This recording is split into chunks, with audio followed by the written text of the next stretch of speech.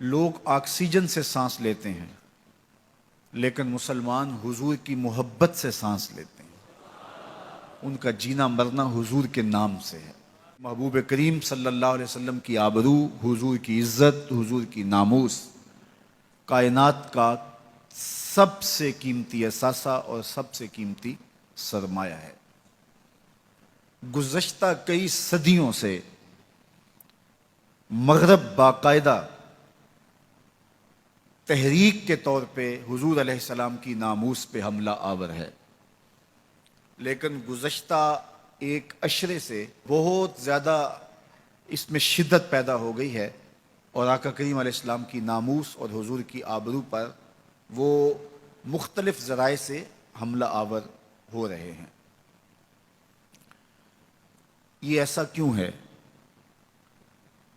اس کا سبب مسلمانوں کی کمزوری، باہمی انتشار فرقہ واریت، بد عملی، جہاد گریزی اور مسلم حکمرانوں کا فرنگی روحوں کے سانچے میں ڈھل جانا اور ان سے غیرت حمیت کا ختم ہو جانا ہے. وہ ہمیں اس پوزیشن میں لانا چاہتے ہیں کہ ہم اس کو گوارا کر لیں اور اس کو برداشت کر لیں، اور امت اگر اس کو گوارا کر لیتی ہے تو پھر اس کا وجود مٹ جاتا ہے. 56-57 اسلامی ملکوں کے حکمران بے غیرتی کی چادر اوڑے سوئے ہوئے ہیں. اس کمزور حالت میں بھی اگر یہ کھڑے ہو جاتے ہیں تو ہالینڈ کو جرأت نہیں ہو سکتی کہ وہ کوئی خاکہ تراش لے. لیکن بدبختی یہ ہے کہ 56-57 اسلامی ملک، 2.25 ارب آبادی کے حکمران، یہ ایک چھوٹی طاقت نہیں ہے، بہت بڑی طاقت ہے، لیکن اس کے باوجود یہ خواب خرگوش کے مزے لے رہے ہیں اور اتنا بڑا حادثہ ہونے جا رہا ہے اور یہ خاموشی کی چادر اوڑے ہوئے. اب یہ کیسے جاگیں گے؟ تو ان کو عوام سے بیداری ملے گی. عوام جب ان کے خلاف کھڑی ہوگی، پوری قوت کے ساتھ احتجاج ریکارڈ کروائے گی، تو یہ ایک میسج ہے کہ مت سمجھنا کہ یہ چند لوگوں کا مسئلہ ہے، یہ 2 ارب مسلمانوں کا مسئلہ ہے.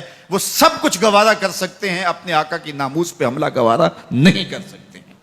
اور تمام طبقات آگے بڑھیں تو اس سے میسج اچھا جائے گا، اس سے جو ہے وہ پیغام اچھا جائے گا. نبی رحمت پر جس نوعیت کے اعتراضات ہوں اسی نوعیت کے جوابات دیجئے. اسی طرح دشمن جس میدان کو اختیار کرے اس میدان میں جواب دینا چاہیے. جو چیز تسلسل کے ساتھ ہوتی ہے انسان اس کا عادی ہو جاتا ہے. تو مغرب یہ سوچتا ہے کہ اس تسلسل کے ساتھ اہانت رسول کرو کہ یہ مسلمان عادی ہو جائیں، اور جب یہ عادی ہو جائیں گے اور اس کو بھی اگر یہ برداشت کر لیتے ہیں تو بطور مسلم ان کا وجود ختم ہو جائے گا. لہٰذا یہ بار بار اس لیے کر رہے ہیں.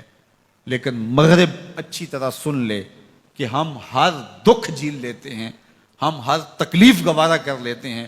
ہماری کمزوریاں، ہماری مداحنتیں، ہمارا بہت کچھ بہت امور میں ہے، لیکن حضور علیہ السلام کے نام پر کبھی بھی یہ امت کمزور نہیں ہوئی. اس امت نے عمل میں تو کمزوری دکھائی ہے، اس امت میں اور معاملات میں تو کمزوری دکھائی ہے، لیکن جب ان سے عشق رسول کا امتحان لیا گیا تو یہ پورے 100 نمبر لے کے پاس. تو اس لیے مغرب کو اپنی ان حرکتوں سے، ان مکروہ حرکتوں سے باز آنا چاہیے اور ہمارے حکمرانوں کو غیرت کا سبق پڑھنا چاہیے اور پوری طرح کھڑے ہونا چاہیے اور پوری طرح قوت کے ساتھ میدان عمل میں موجود ہونا چاہیے.